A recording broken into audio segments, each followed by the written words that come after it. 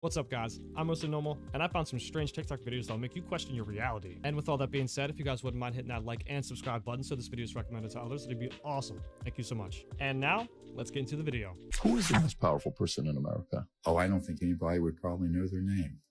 You know, they're sort of behind the scenes. But certainly people on this committee, like Admiral Wilson now, he was deputy director of CIA. Then he was the director of the National Security Agency. Then he moved on to the board of, wait for it, Science Applications International Corporation. Who's this? Admiral Bobby Ray Inman. Was Mr. Bush Sr. ever one of these high-ranking people that was on the inside, or no? Oh, absolutely. George H.W. Bush? Yes. Yes. W, no. But George H.W. Bush, he was the one who threatened Bill Clinton with stay quiet, there's none of your business. George H.W. Bush Sr. Yes, it's none of your business, butt out. Because Mr. Clinton had stood up what's called Red Team. Red Team was a military special operation the blue team was conventional military, black team were these illegal operations. And these were people trying to infiltrate these illegal black projects, but most of them either got absorbed or killed. And eventually, George H.W. Bush said, back off. This is none of your business. Did he? Oh, yeah, absolutely he did. That's why they became fast friends. Let's be honest, we're really never going to know who's running the show. All I know is those people just have the money to fill the pockets of the people that we think are running the show. For some reason, this comment triggered a chain of thoughts, which sent me down a rabbit hole, and I found some stuff. Before I get into it, you're right. Real food, real people. Are they mocking us? Anyway, since a hamburger is #1 in America, I started off by looking up all the definitions of ham. And #2, the backs of the thighs, or the thighs and buttocks. He squatted down on his hams. What's really bizarre about that, and maybe I'm batshit crazy, but it's served on something called buns, which is a nickname for buttocks. And then I couldn't help but notice what they look like. I can't be the only one who sees it. Is this more mocking? Aside from that, what's strange is it's said that the term hamburger derived from Hamburg, Germany, while others say it originated in the US. Or it's more mockery. Let's talk about chicken. I get it, the breast, the thighs, the legs, the wings, the fingers, because chickens don't have fingers. And apparently chicken fingers got their name because they resemble a human finger. However, they don't. Is it more mockery? Also notice how in the movies throughout the years, whenever referring to cannibalism, they always say it tastes like chicken.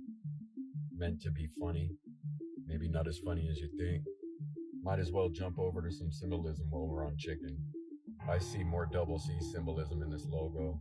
Maybe it's a coincidence. Maybe the star placement is a coincidence also. Hard to rule out symbolism considering it has this in it too, which is a symbol I've talked about in a previous post. And since we begin with what's in fast food restaurants, how about Arby's having this in their window, in our faces? I feel like this might be an advertisement for like, hey, we have better quality food and we don't serve you with robots, we have real people. But it does look kind of sketchy the way it says real food, real people, man. You're cooking humans. So the second definition of ham is the back of the thighs or the buttocks, and that sign says real food, real people. Are you telling me that I've been eating butt this whole time? Google's quantum computer broke physics. China's is allegedly faster than light, but here's what nobody's telling you. You are the original technology, and you're being replaced in your own image. Trump's tech chief said we can now manipulate time and space. That's not conspiracy. That's quantum. Let's break it down. No fluff, no parallel realities. Every time you make a choice, a new timeline branches off. Not metaphorically. Literally, quantum superposition means you're alive in multiple realities right now. Your frequency determines which one you're tuned to. The higher your coherence, the more you collapse timelines. Translation? The more aligned your nervous system is with your scroll, the faster reality bends to your will. Google's Sycamore reached quantum supremacy. China's Zhuzhonghang beat them in speed, but speed isn't the point. Both systems still need cooling control and a lab. You're self-aware tech. You were built to override timelines without a machine. And every upgrade you've ever needed was emotional, not mechanical. AI is mimicking you. Quantum computing is just trying to replicate what you already do through embodiment. They are simulating alignment while you're still sitting in self-doubt. If you're watching this and you feel the pull, you're the original timeline operator. You don't need a computer to bend reality. You just need to remember who the you are and who the machine was modeled after. Just know if you ever see this point right here and you not on a very big ship, just know Margin for error, you guessed it, death. This is Point Nemo. And that means that there is no human being within 2,000 miles from you, any direction you go. You know how scary that is? That sounds like my worst nightmare. That sounds like my hell. Just nothing but open water. Closest people to you, the International Space Station, going across in space, 400 miles from you. If you take all the surrounding area, 22 million kilometers, I just know miles-wise, I don't know, it's something like 20 to 19 million, AKA a lot. No humanity, no one to talk to. Talk about lonely. Fuck no. They talking about the oceanic pole of inaccessibility. I call it no thanks. Closest landmass around, as you can see, there's no humans here either. That's just land that you could possibly get on and then hope for savior. Here's another landmass. Again, nobody around, not inhabited. This is just land you could possibly get to. The next closest landmass, yeah, you see it. Snow. AKA, this is a place you never want to be, but for whatever reason, people that love exploring, they love to find Point Nemo. Oh my God. Scariest place on Earth. Absolute vicinous work right there. Look at that. If you just happen to be there, son, it is over. I wonder if aliens pass by and like, you know what? That's a lot of water. Like, what if they just saw this part? I'm like, ain't nothing there. And there's people all around the world currently sailing right now to get to this point just to say, oh yeah, we passed through Point Nemo, the most uninhabited place on this planet. Man, what it's like to be an explorer, I'll never know. Man, if I was in a raft stuck out there in Point Nemo, I would just jump in the water and just be like, take me away, sharks. There's nothing around you for 2,000 miles. And the closest thing to you is space? What the what? Real truth, you better wake up and find out, has been around you all of your life. You just didn't see it. Example, Abraham Lincoln was elected to Congress in 1846. John Kennedy was elected to Congress 1946.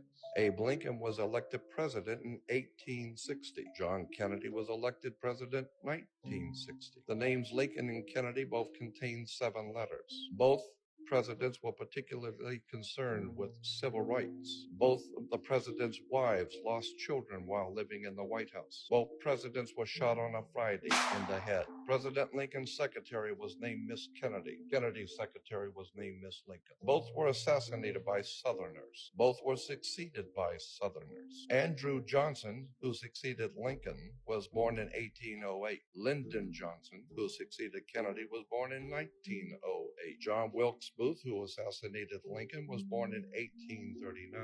Lee Harvey Oswald, who assassinated Kennedy in 1939. Both assassins were known by 3 names: John Wilkes Booth, Lee Harvey Oswald. Both names are comprised of 15 letters. President Lincoln was shot in a theater named Ford. Kennedy was shot in a car named Lincoln, made by Ford. John Wilkes Booth ran to a theater and was caught in a warehouse. Oswald ran from a warehouse and was caught in a theater. Booth and Oswald were both assassinated before they could go to trial. And a week before Lincoln was shot, he was in Monroe, Maryland. A week before Kennedy was shot, he was with Marilyn Monroe. I have no proper way to answer this other than we live in a simulation. That was insane. Those dots connected were unbelievable. Someone in the comments said Lincoln's secretary's last name was Kennedy. She warned him not to go to the opera. And Kennedy's secretary's last name was Lincoln. He warned him not to go to the parade. That's crazy.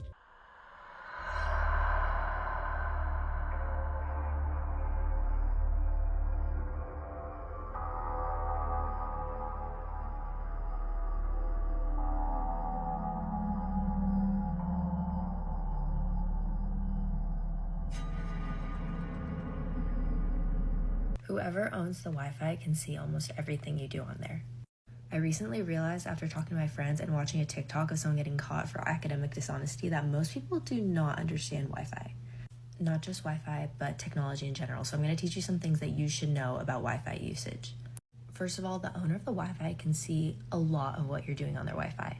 This includes school Wi-Fi. If you're using ChatGPT, Chegg, any of that on your school's Wi-Fi, the school can see it.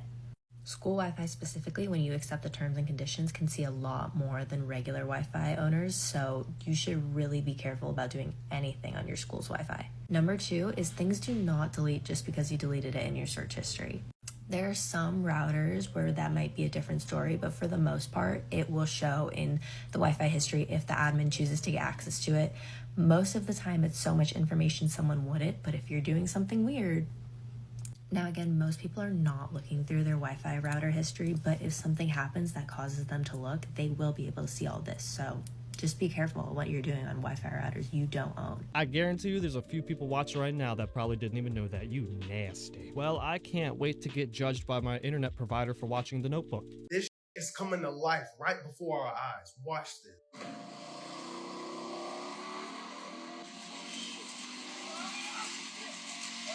This is huge.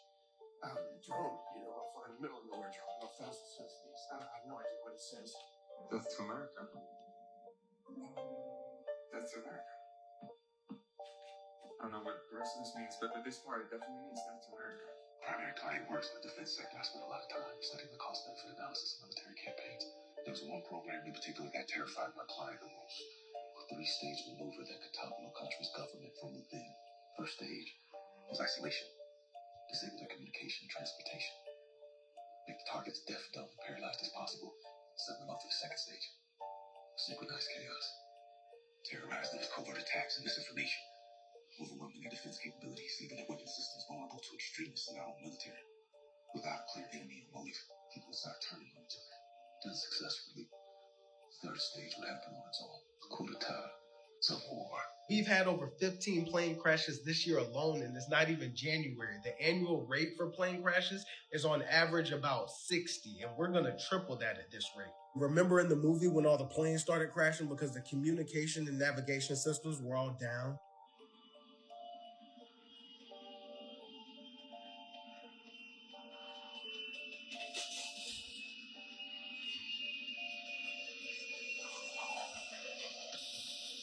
It also doesn't help that Trump recently just said this at the World Economic Forum.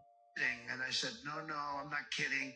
I don't have to hook into the grid, which is old and, could be taken out. If it's taken out, they wouldn't have any way to get any electricity. Now, I don't like the way he was saying could be and if. It's like he was giving us a warning. I'm not trying to fearmonger, but it is kind of crazy how that movie's coming to life slowly. What was it, like a few months ago that all those plane crashes were happening? And then more recently, we're starting to see like ships that hit the bridge and then a ship ended up in some dude's backyard. I don't know. You let me know. Was that movie a warning or not?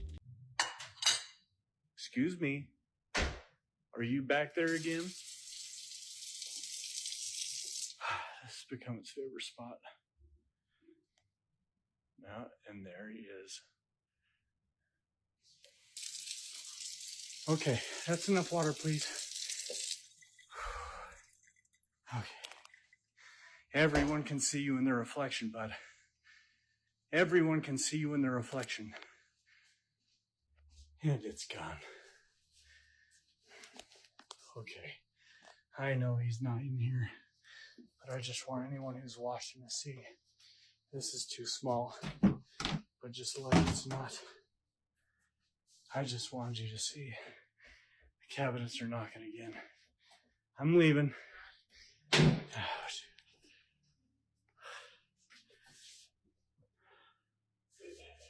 That's enough for today.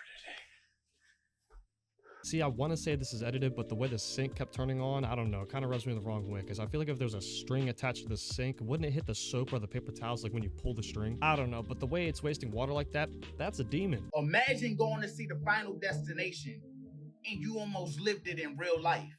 I need y'all to put this into perspective. Say you go to the movie theater, you excited to watch Final Destination.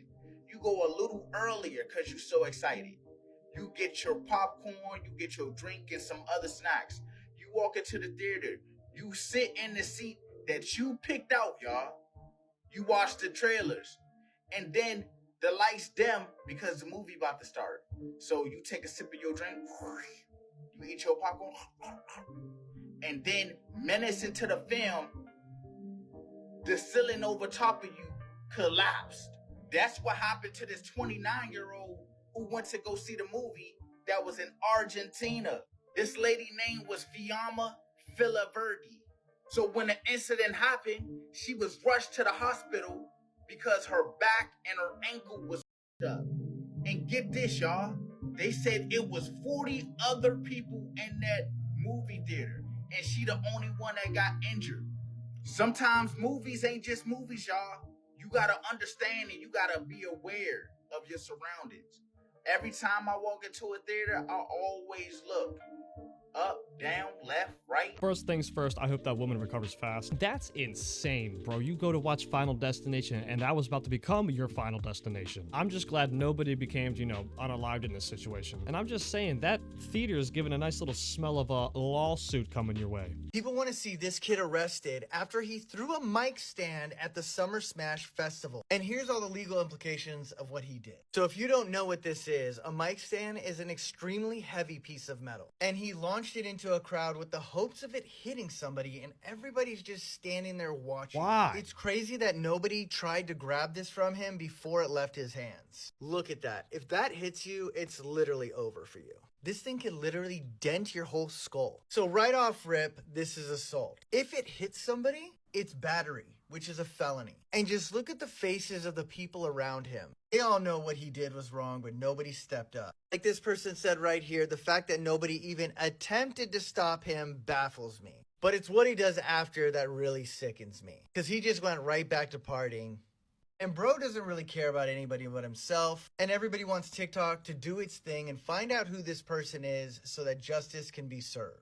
If you think these people are surprised at what they just saw, imagine the person that got hit by that thing. Bro, what was going through your head when you threw that? You thought like, oh, it's a huge crowd, I could just throw it and duck and no one's gonna see me. Well, we live in the world of social media while everyone's recording your face. You're an idiot. I really hope this doesn't hit anyone, but it looks like a huge crowd, so I don't know, man. Hopefully it just lands in like that one opening where someone's just not standing. Are we just gonna do some lines like this? Just quickly have a little bit of paint.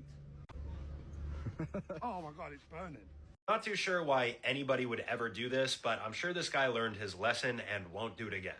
This video that I got tagged in shows this content creator, I believe to be a streamer, walking up to this person painting this curb and asks if they can borrow it. The guy then takes this paint, applies it to his face, and it immediately starts burning his skin so bad that he runs over to pick up a leaf and try to wipe it off. More than likely, what this guy ended up putting on his skin is masonry paint. This is a specific type of paint that bonds really well to outdoor surfaces like brick or concrete, and because of this, there are a lot of chemicals in it, and the pH of it can be higher than usual. The high pH means that it does a very good job of irritating your skin, so if you get it on your skin, it can burn and leave a rash. I mean, the person applying this is wearing a mask as well as gloves, so I don't know why you'd ever think it was a good idea to do this. I feel like streamers nowadays just do the craziest things without thinking it through. So you know what? It is what it is. Yeah, that was straight dumb. I'm just saying I feel like it was a dead giveaway to not do that because he was wearing gloves and a mask while he was painting. But I mean, hey, at least now he'll get the lines that he wanted. They'll just be burned into his skin. All right, guys, that's the end of today's video. Thank you so much for sticking around and watch all the clips from me today. And if you enjoyed today's video, please leave a like, comment, subscribe, and I'll catch you on the next one. Peace.